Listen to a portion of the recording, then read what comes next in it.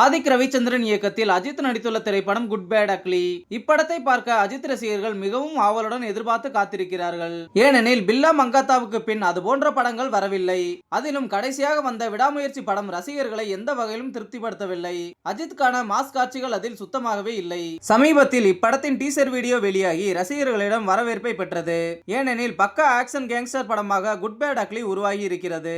இந்த படத்திற்கு முன் ஆதிக் ரவிச்சந்திரன் இயக்கிய மார்க் ஆண்டனி படமும் சூப்பர் ஹிட் படமாக அமைந்ததால் இந்த படத்தின் மீதான எதிர்பார்ப்பு அதிகமாக உள்ளது. இந்நிலையில் நேற்று குட் பேட் அக்லி படத்தின் ட்ரெய்லர் வீடியோவை படக்குழு வெளியிட்டிருக்கிறது.